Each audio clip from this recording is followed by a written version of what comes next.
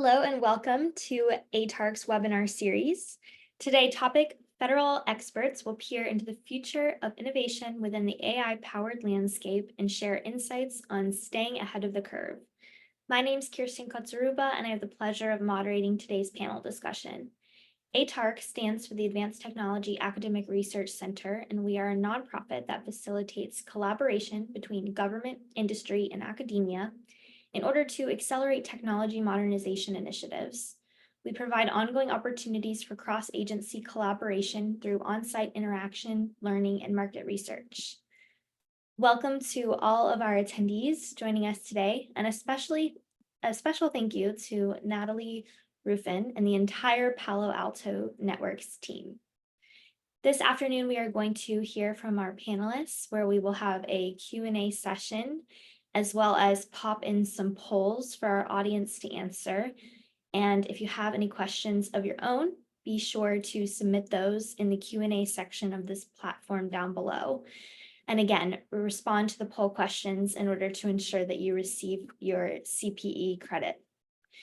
So as we jump into the discussion about the crucial need for a smart cybersecurity approach in today's digital world, let me just highlight something really exciting first. Our Zero Trust working group is right in the thick of it right now, working collaboratively to shape strategies that make a real difference. They're all about challenging the status quo, emphasizing continuous security validation, and making sure user experience is top-notch. Basically, they're on a mission to make cybersecurity less of a headache for all of us. So while we're talking about staying ahead of the curve, please keep in mind the innovative insights coming from our Zero Trust working group. They're the ones helping us streamline security measures across the whole application lifecycle. It's really cool stuff, and happy to have you all join us on this mission. So with that all said, I'd love to begin with a round of introductions. I see all of our panelists are on camera now, and y'all can unmute yourself. Let's start with Paul, if you could please introduce yourself to our audience.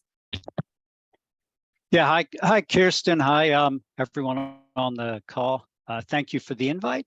Happy to be here. My name's Paul Blahush. I am the Chief Information Security Officer at the Department of Labor. Have about 30 years in IT. I don't like saying that because I think that makes me seem really old, but about 20 years in cyber, and I've been the CISO at Department of Labor since 2018. As CISO, I oversee the policy planning, the system management and assessment capabilities, and I have teams that support these areas.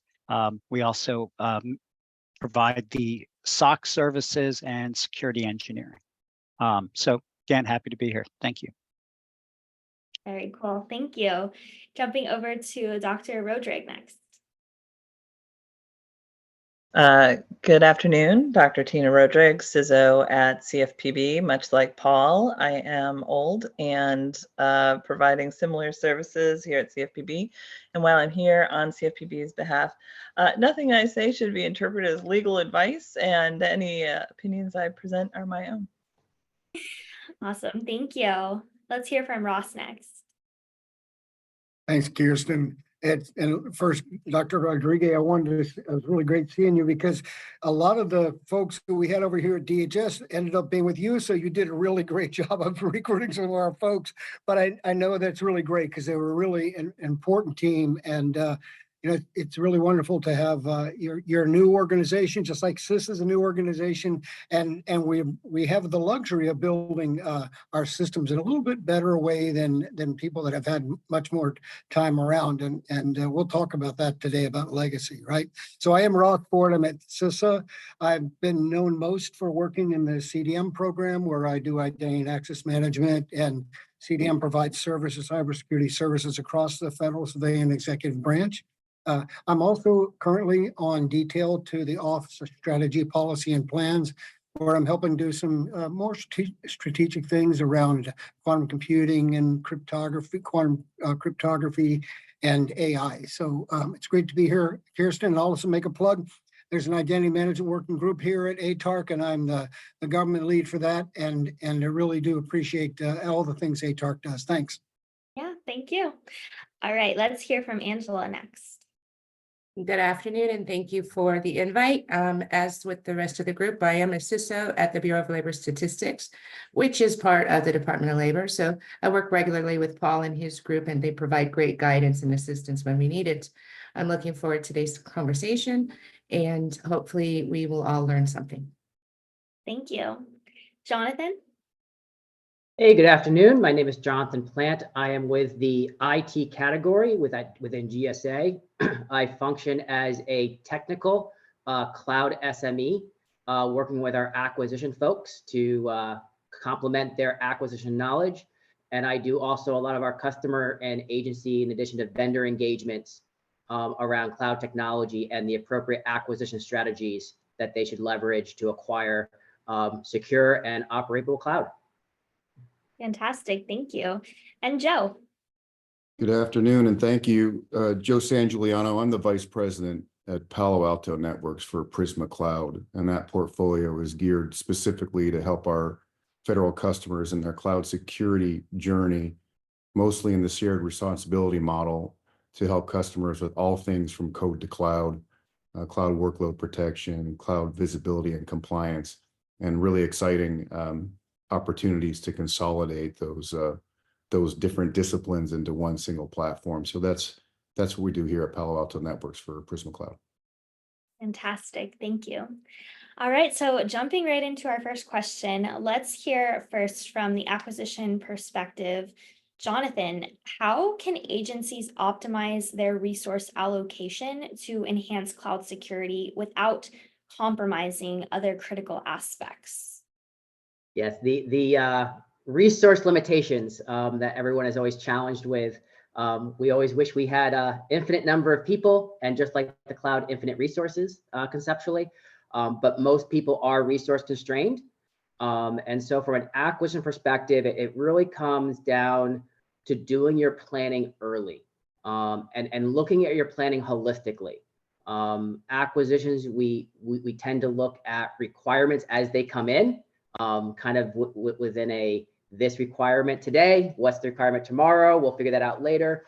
But there really should be a technological roadmap of what your requirements look like today, 6 months from now, a year to 3 years, so that you can really start slotting in and identifying what are your key requirements. And as we talked about earlier, zero trust is a big push right now. The Zero Trust guidelines has a great visual with the pillars and the components, and a great starting point for agencies to look at as far as identifying what functionality and capabilities they need to be deploying.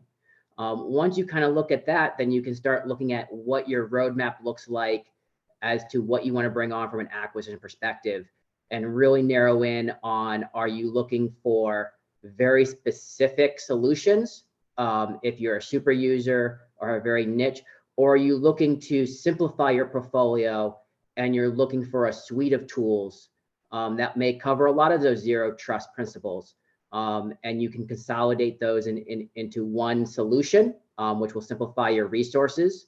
You get to train them up on one product or service, and then you get to standardize that across your workforce as far as training and best practices as far as that go. But the key takeaway here is really looking down the roadmap and slotting in on things that make sense and aligning it with what's currently coming up for recompete. Obviously, if something's not up for recompete in 8 years, don't focus on that. If something's coming up for recompete in 6 months, focus on that, but look at it in the lens of what is coming up 5 or 8 years down the road, so that you can start to align and simplify your portfolio. Here at GSA during COVID, we actually did quite a bit of that. I think at one point we had, in the case of Zoom, I think we had 6 or 7 different video conferencing solutions, and we've really have parsed that down to about 3. And there's different user groups that use each one of the different offerings. Well, thank you for kicking us off with that. And next, I want to hear from Ross, if you have anything you'd like to add to that. Sure. I mean, look, I 100% agree with Jonathan. You need to look at your overall strategy and excuse me, And for most agencies, that means taking consideration not only where you go into the cloud as you're modernizing, but how you're going to maintain your legacy environment. And most agencies are going to operate in a hybrid strategy for a while.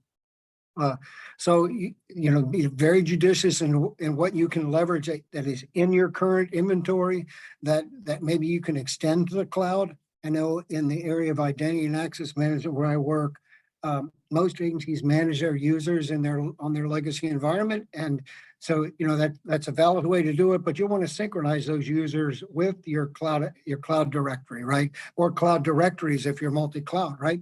So that you can have a cohesive view of those users. But always thinking about, okay, what do I do with my legacy environment? How do I make sure that the controls I use from that legacy environment, I can extend those to the cloud? And then there's some agencies that are taking a fairly aggressive approach to moving to the cloud, and then that gives you the opportunity to take more modernized tactics, right? I think, from my perspective, like I said, mostly I do identity and access management. It's what I've been focused on the most. I think trying to figure out your strategy for a hybrid environment is what most of our agencies are trying to do right now, and I think that's a good approach. CISA's actually published some documents that can help you with that. I'll make a plug for the documents called SCUBA. That's the Secure Cloud Business Applications that our shared service office published. And they help you figure out how to operate in a hybrid environment and how to configure your cloud services so that they're secure when you're in that environment. So I'll probably talk a little bit more about that later. Thank you. Paul, do you have anything you'd like to add? Yeah, thanks. I'll certainly agree with everything Jonathan and Ross said, but I'm going to look at this from where I sit as a CISO at the department, right? And resources and funding, super important. There's probably nothing that's more important role for an IT leader than trying to decide where to put those valuable, resources and money, whether it's into people or technology, et cetera. Just give you a lay of the land at DOL for the IT. Have about a $725 million IT budget, and 28% of that is for modernization. We also have a total of 5 TMF investments, about $40 million there. It does include a $15 million cyber award for towards the executive order, primarily involving a secure access service edge, or SASE, that solution that we're deploying. And that's to provide connectivity, consistent security, and a better user experience. Now at DOL, our modernization efforts are all into the cloud. So our security enhancements are also largely cloud-based, or at least cloud aware or compatible. As Ross mentioned, SCUBA is very, very important to us there. Now, I think what's really important for us to do, though, is we have to marry security with those other aspects of a user experience. These decisions have to be the whole package. I think Jonathan used the term holistic approach, and that's what we need to do.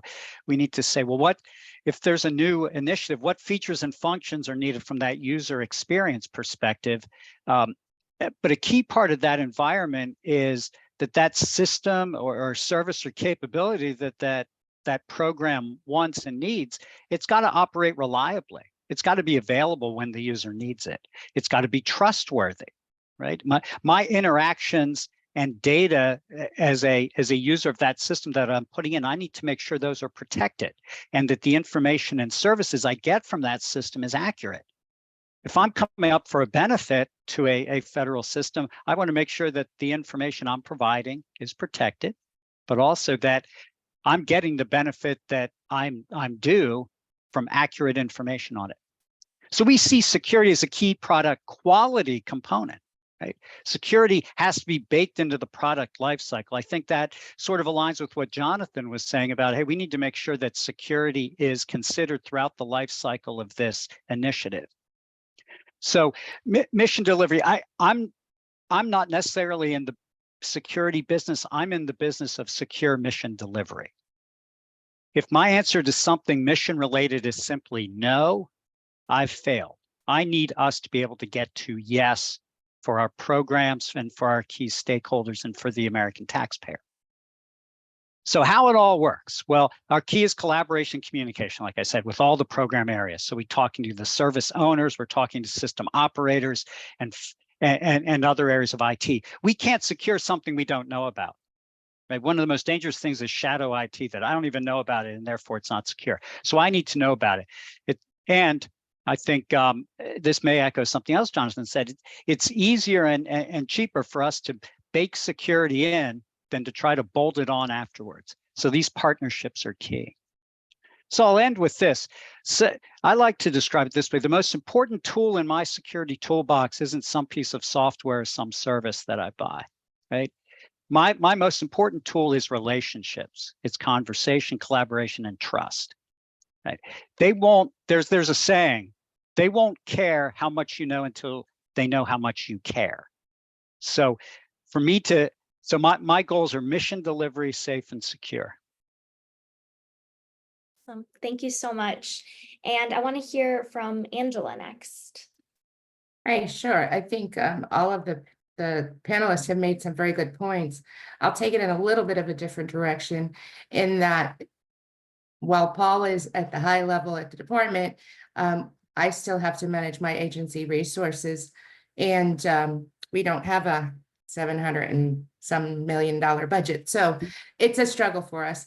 One of the things I think that's important when talking about enhancing cloud security without compromising the critical assets and maintaining a level of resource allocation that makes sense is automation.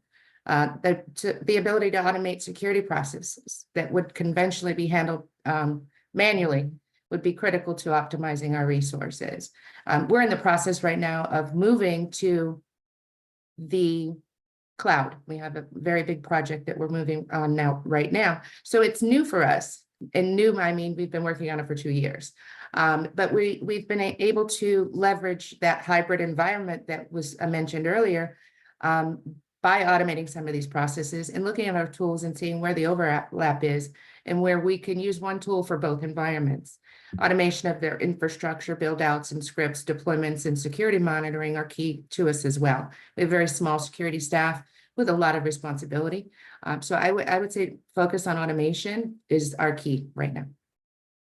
Fantastic. Thank you so much. I'm going to call for a quick poll question. So again, our audience at home, this is for you all to receive your CPE credit. It is up on the screen right now. Poll number 1, how would you rate your understanding of the role and impact of cloud applications within your organization? So please take a minute to respond to that, and we'll have the answer up on the screen shortly.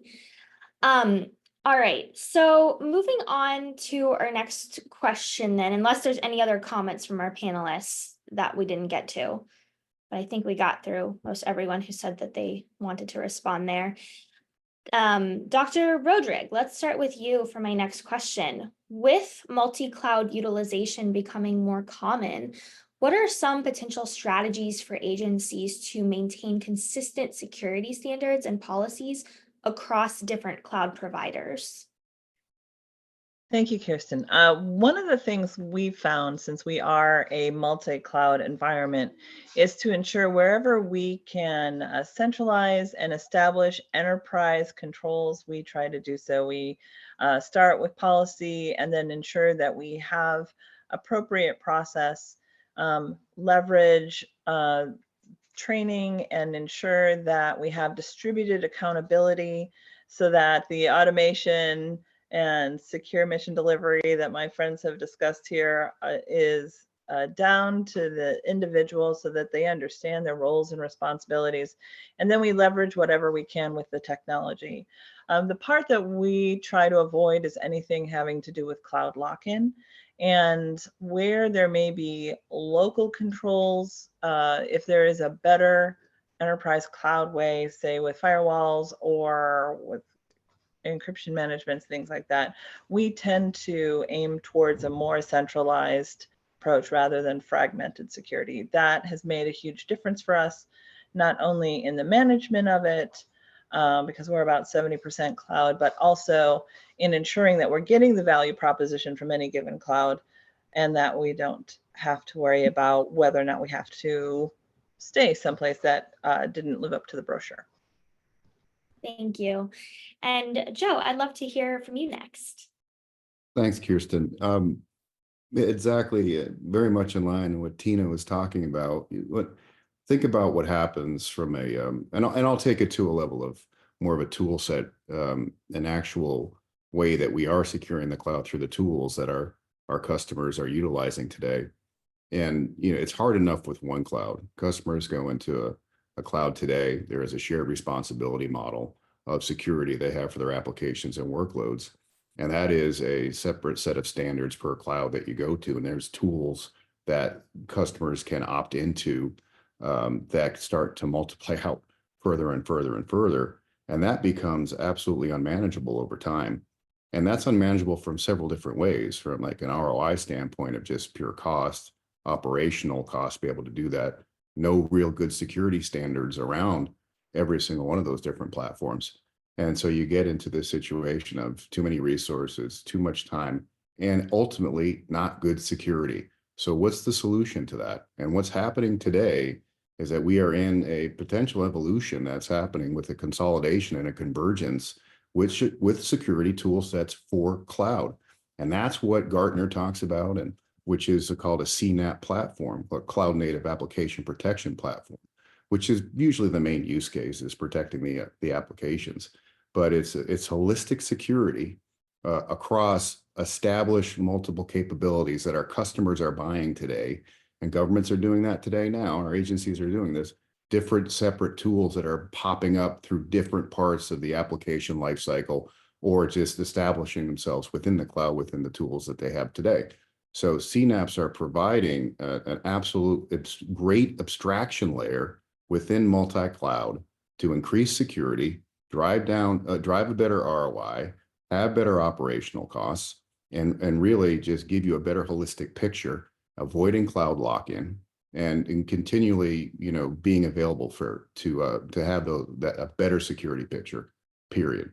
So that's where the industry is going. It's available now, today, and that's what customers need to consider when we think about the tool sets too. And of course, like our panelists have been saying, it's also very similar to having just that policy. Like, think holistically now.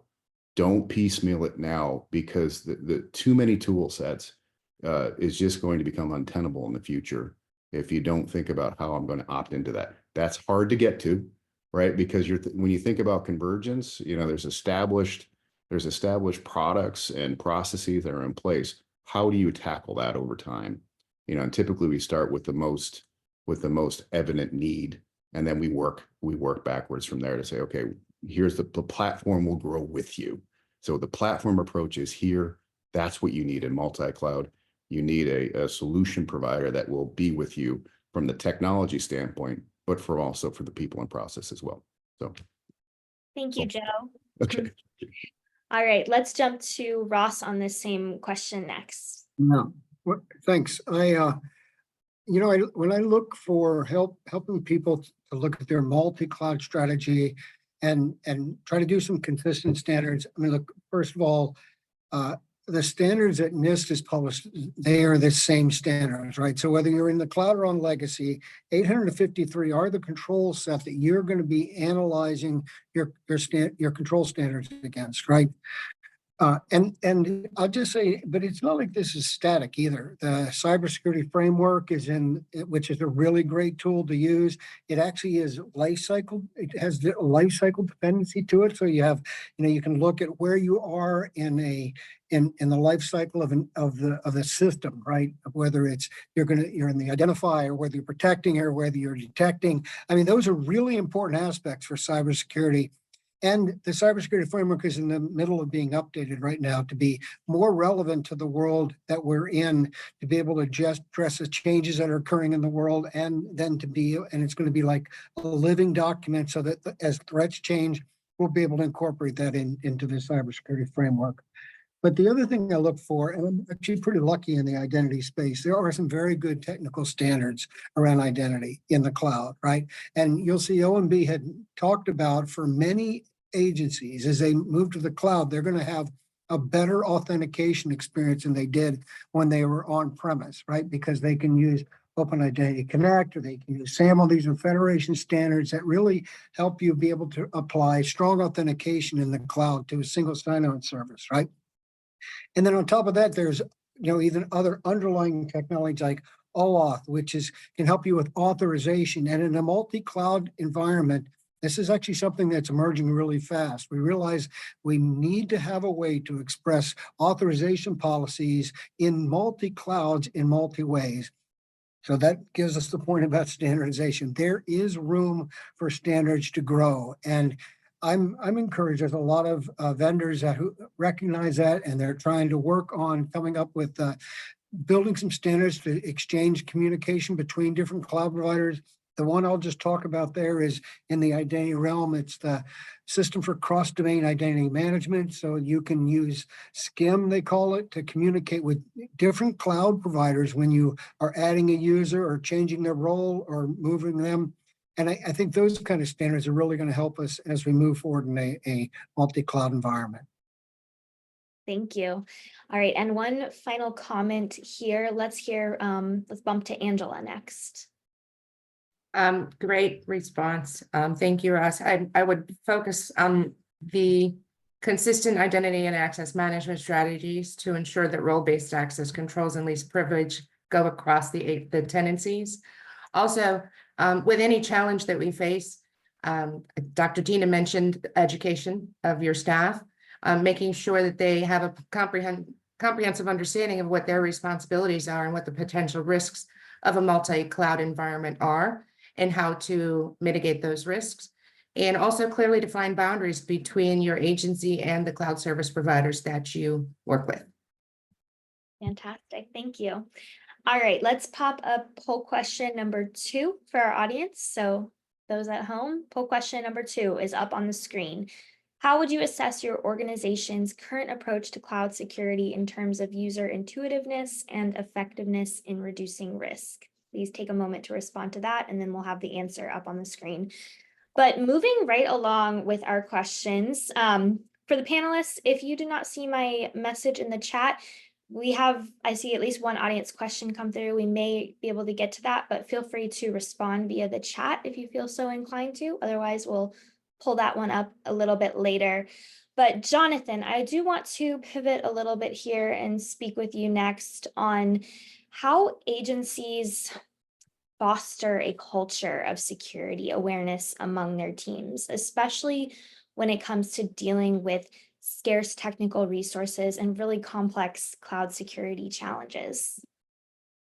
Yeah, perfect. Yeah, going back to the resources, and one thing from my time with DoD that they ground into us, the integrated product team philosophy.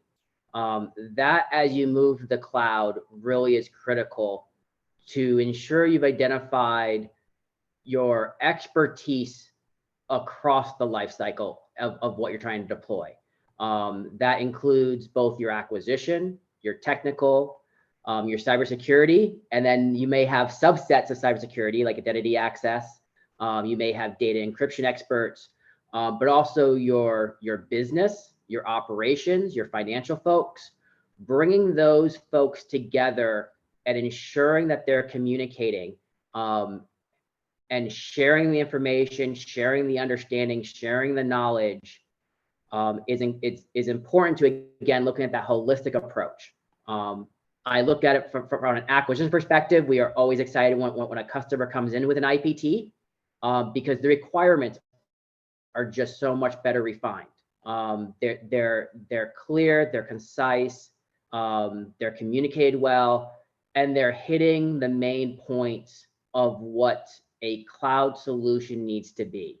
And as I think it was Paul, when you talked about shadow IT, I believe that you mentioned that earlier. That is one thing that in the cloud, we definitely do not want to reproduce.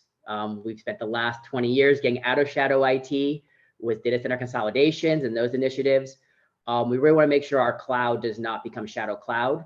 And that's really focusing again at the enterprise level, bringing the cloud up to that kind of overarching and prevailing view that the CIO office would have, And that flows down to, again, that CEO being able to reach into their CISO and their chief data officer. And if your agencies don't have those POCs, identifying sister agencies or other resources within the government, in the case of like CISA or NIST, or even here at GSA, where we can provide, where you can get that assistance early in the process. The cloud and infrastructure community of practice is, I'm going to put a plug out there for them, is a great resource. They offer a lot of free training on cloud platforms and networks. That is fantastic for people that are just learning cloud to those that have been using it. I myself have attended a few of those trainings. A nice key there too is it's free. But knowing where you can reach out, what programs you can leverage, and really looking at what's being put in place. I believe, Ross, you mentioned that the CISA SCUBA program, that will be fantastic for offices that are simply an office productivity suite based. I need email, calendar, and chat. That's really the complexity of my IT. Fantastic program there. We're standardizing a lot of the elements of security. Beyond that, we have the FedRAMP program, which is another area of leveraging that body of work, bringing that in to other programs across the government that we need to be able to share and communicate as far as that goes on. And when we get to security, when we look at cloud, that there's you have to go back and also look at basics. The same things you would do in your on-prem, data at rest. Just because I've moved my stuff to the cloud, should I leave it unencrypted when it's in the cloud storage? Probably not. As practice, data at rest encryption, implement that in the cloud. When you look from an acquisition perspective, and as you move and mature, and you are doing multi-cloud, as we talked about, even if you aren't planning on it, again, that looks on your roadmap, you're gonna head down that road, make sure your acquisition requirements address that, specifically around APIs, application program interfaces, where you can bring in third-party tools that are able to manage multiple cloud environments, or use a single tool that can abstract the individual knowledge of each solution, and you can train your resources on one third-party tool that can deploy into the different CSPs, the hyperscalers, based on your business processes or business rules. So really looking for those activities. And of course, with the government, our always biggest concern is vendor lock-in. If you think there's an issue of vendor lock-in, definitely look at that and see where you can break that vendor lock-in and create that portability and that flexibility, or abstract that vendor lock-in in the case of APIs. Though that capability will want to allow you to increase your competitive pool of what you can use.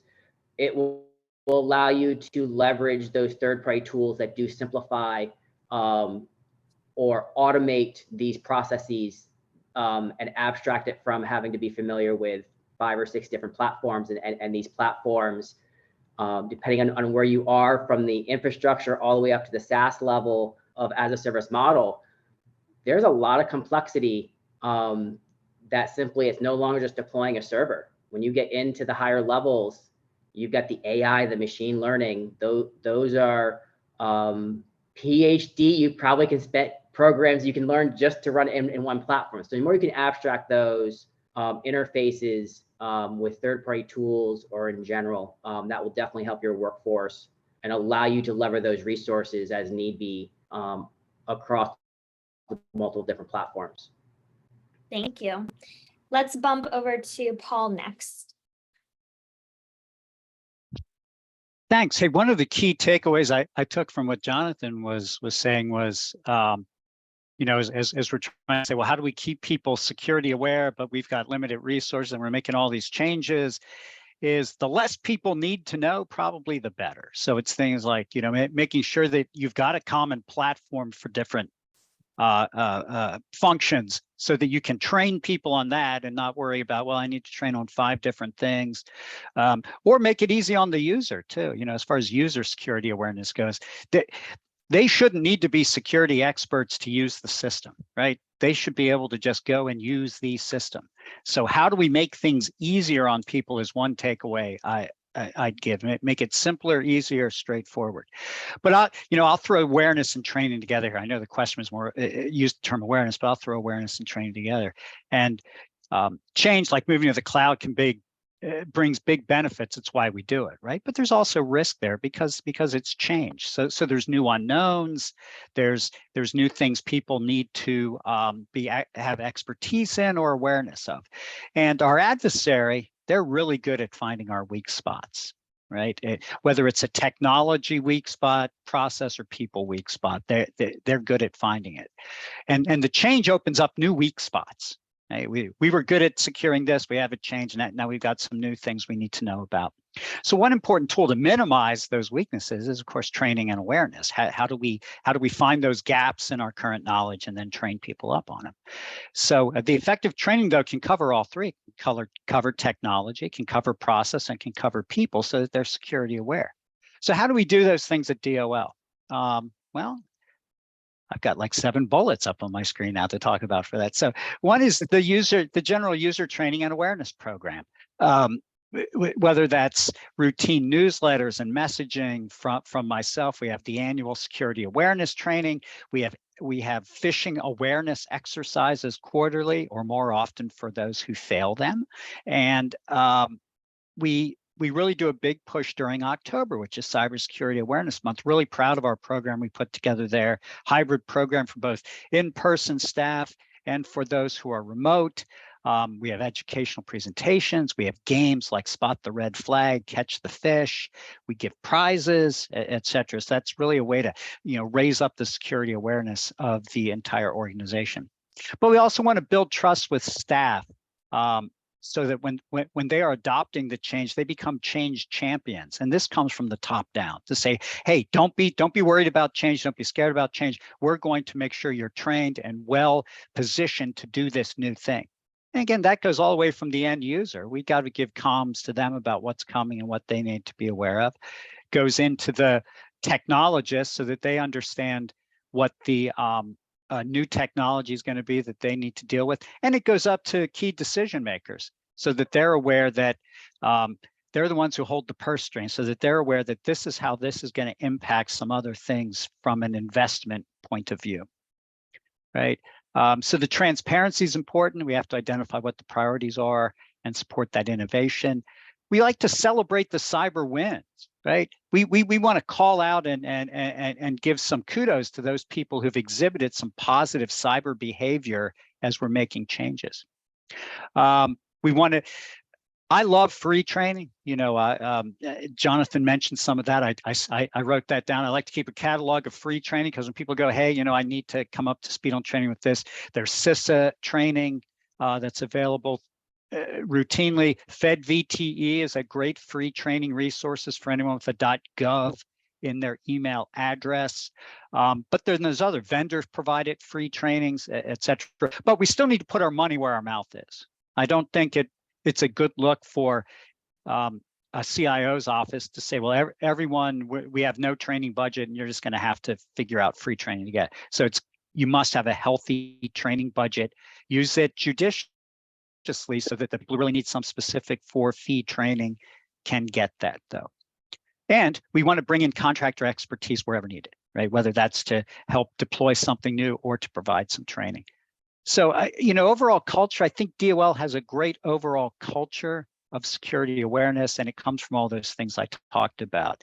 We're always seeking out, my team and myself and collaborators like Angela are always seeking out opportunities, to discuss cybersecurity with the agency, with their users in whatever way we can, so that we can have this culture that every DOL account holder knows what their cyber role is, whether that's as an end user, someone in acquisition, someone who's a system admin, someone who's a key decision maker. They understand their cyber role and can execute it effectively.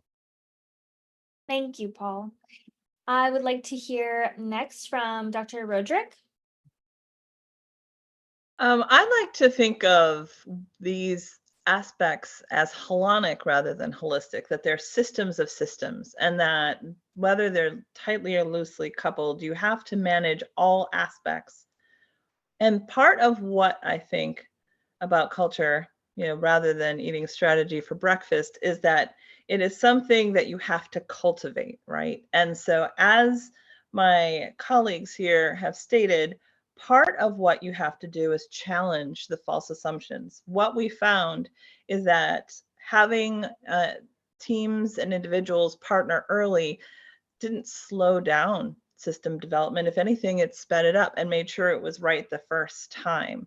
That kind of being the path to yes, as Paul's also mentioned, really helps them navigate the dangerous shores of national and international tensions, as well as the dark waters of the deep web. And then part of what we try to do is with that distributed accountability is ensure everyone understands that the sooner they partner with us, not just at the boom, not just at the build, not just at the buy, but at before the business case, before the budget. If they work with us, we can make sure that those IPTs have the functional and non-functional requirements, and that they recognize that security is part of their success criteria. Because the last thing you need is an insecure system that's really fast. The last thing that you need is something that's got excellent user experience and completely hangs their data out to dry. That is something, and one of the other aspects we've had to do is move beyond awareness to desire. Get away from fear, uncertainty, and doubt, and get to do this for the love of the Bureau. Do this because you're excellent at your job, and have it be individual performance. We do something very similar to Paul. We have a CyberStar program where we catch people doing things right, and we provide that type of recognition and nominate people for awards if they see something and say something, if they are the strongest link. We're trying to use positive reinforcement rather than perverse incentives. Thank you. And last comment here that we'll have time for, let's hear from Joe, please. Yeah, thank you. Excellent commentary from the panelists. The only thing I can add, I totally agree with all the commentary. I think about this question and scarce technical resources and the complexity, and what can you do to really secure that culture of or promote the culture of security awareness? The only other thing I would potentially add to that conversation is technology has advanced to a place today where a potential rallying point can be, what is the platform showing us that's happening holistically, and using that as with unbelievable amounts of detail today, complex detail that we can get into to really understand what's happening, why is it happening, what is it affecting, can we stop it, how can we fix it? And today, what I'm noticing and observing, talking with many customers, that's happening in siloed approaches. It's not anyone's fault, it's just how it's evolved. And because it's always changing, highly innovative, it's cloud, it's going to continue to happen. Hackers are getting more advanced. We're going to talk about, what means with AI, both from a good standpoint and a bad standpoint.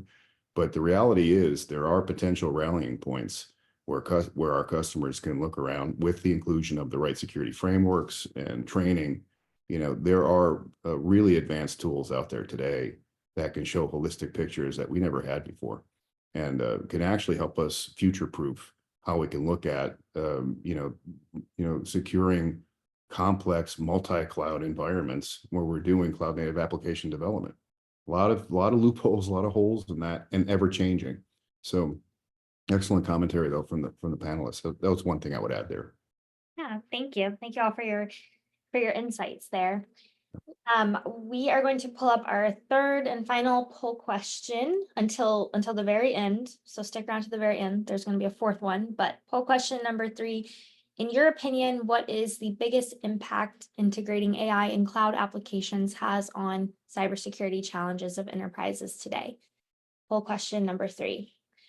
All right, so since we do have a little bit of time for our audience question that came in, Ross, I see that Yep. you're interested in responding. I'll just read it real quick for our audience though. How is the government handling approving FedRAMP compliance and awarding ATOs for new apps that use Open GPT? Brianne, thank you for your question. Ross, go ahead. Yeah, so I think Paul will recognize this too. In my agency, our CIO got in front of this question, and he had a panel of people get together. They wrote a policy about for use of AI, machine learning systems, large language models within DHS. It came associated with identification of those which were approved to be used, and training that came along that you had to get approval from your supervisor. You had to go through the training and demonstrate that you understood the barriers, the rules of the road, right? That we're going to engage in using these large language models, and then you could use this and identify, like I said, those systems that we could use.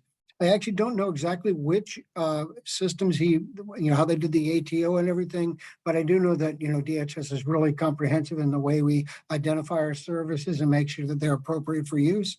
So that's what I wanted to say to Brianne. Awesome, thank you.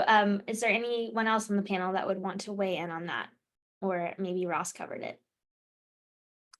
Okay, cool.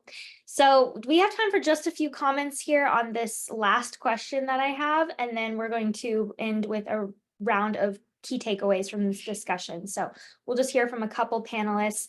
Let's start with Jonathan, and then we'll see how much more time we have left. But Jonathan, in what ways can an intelligent cloud approach to security enhance user intuitiveness while also effectively reducing the risk of data breaches?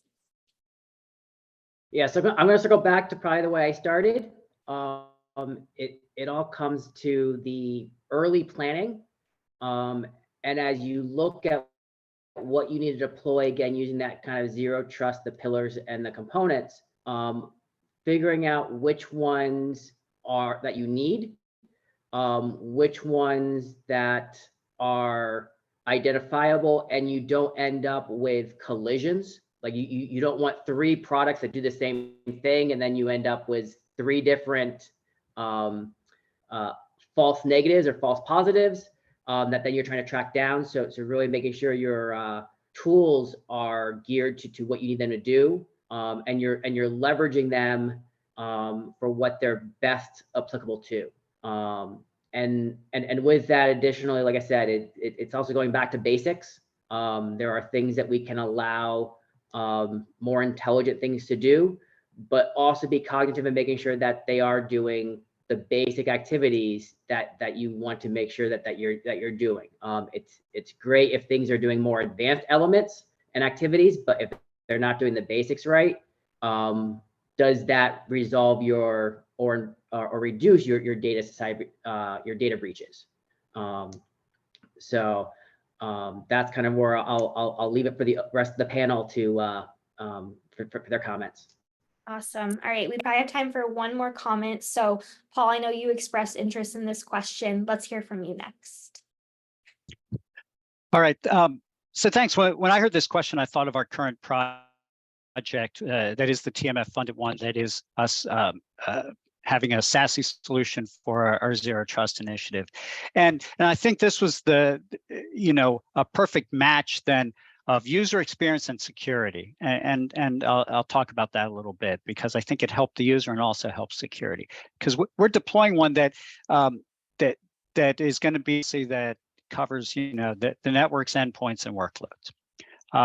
So it's funny, when I went to go sell this project to program areas and other agency leadership, I would come in there and I talk about, well, this is needed for the executive order, blah, blah, blah. We're going to protect for nation state adversaries, yeah, right, and prevent lateral movement of any bad actors. And you see, the eyes glazing over of the senior leadership. It's like, yeah, I get it. Paul's going to talk about security now.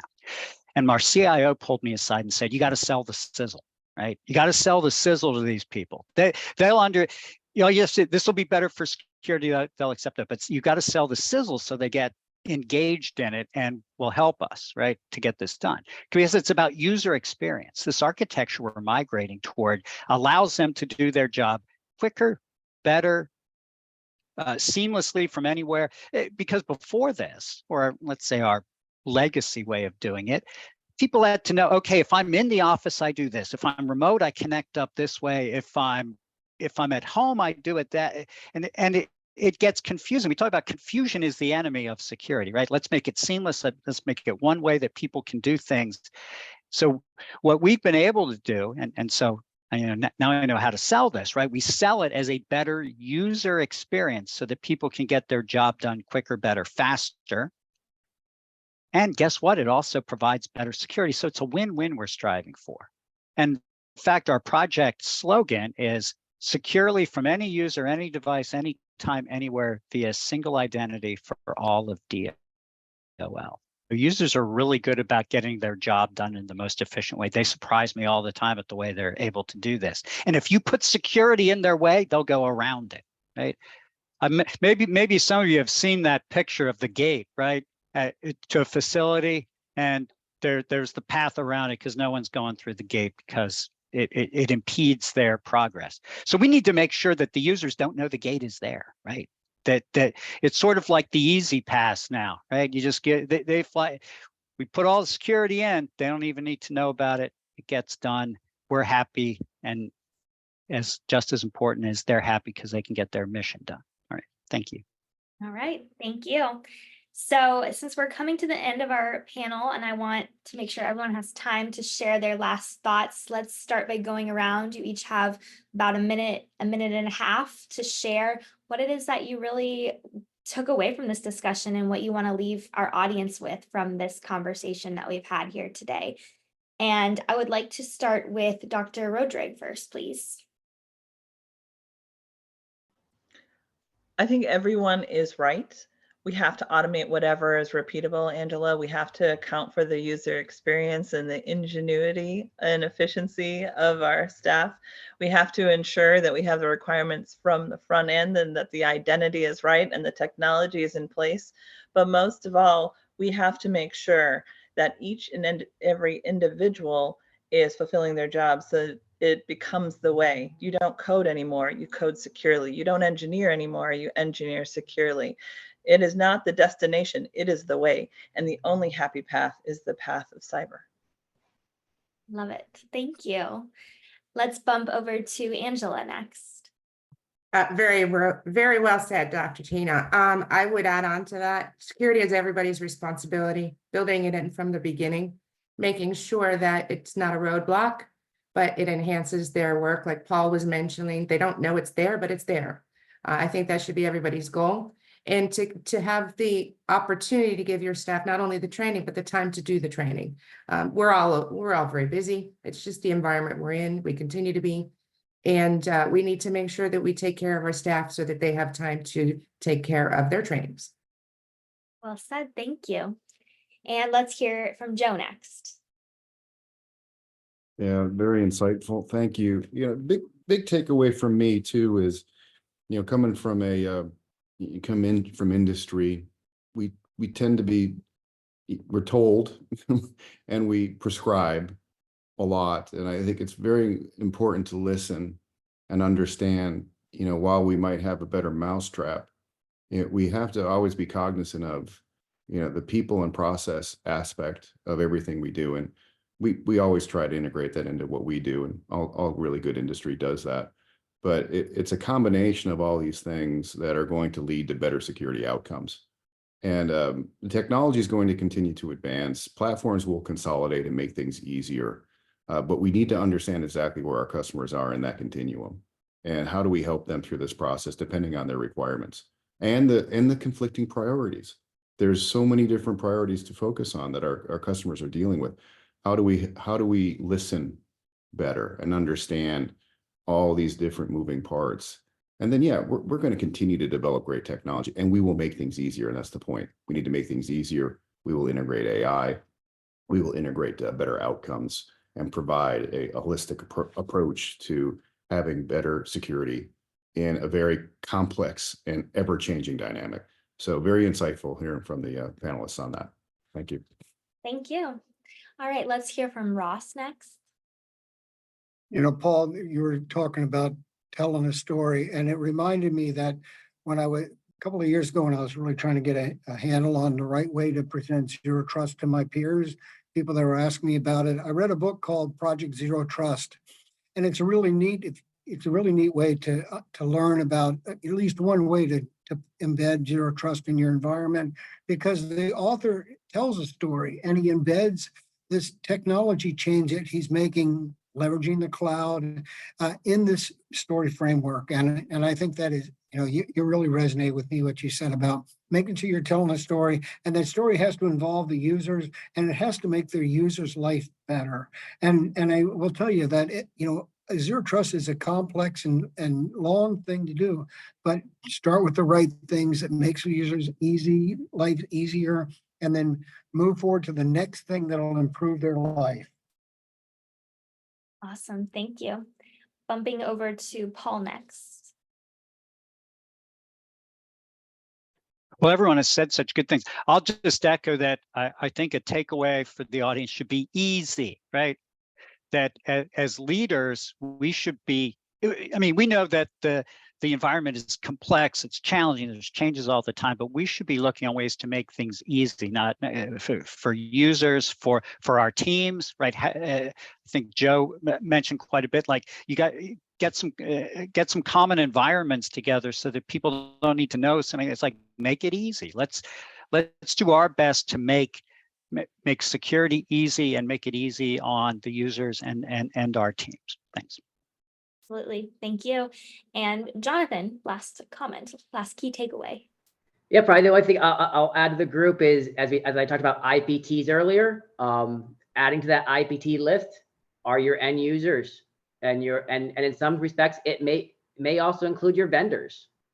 Engaging them early in questions and that can be both technical and security. It is critical. So those are other elements or parties that should be part of your IPT. And that's kind of as we've moved from development to DevSecOps to all these other elements, that those acronyms are getting much larger, but I think that's becoming representative of just how multidisciplinary cloud is. Cloud is not going to be a one-man show within any organization, and identifying that and acknowledging that early within an organization can only pay dividends as you move through and you bring in those different functionalities into your group and your trusted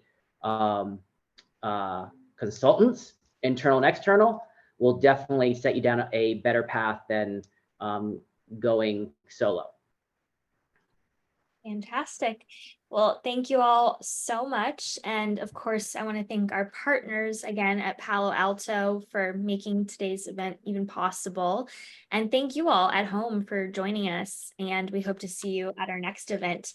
Like I said, there's a fourth and final poll question, which is up on the screen. So for those of you who've stuck around, just respond whether or not you'd like to receive your CPE credit for this event, and we'll make sure to get that over to you.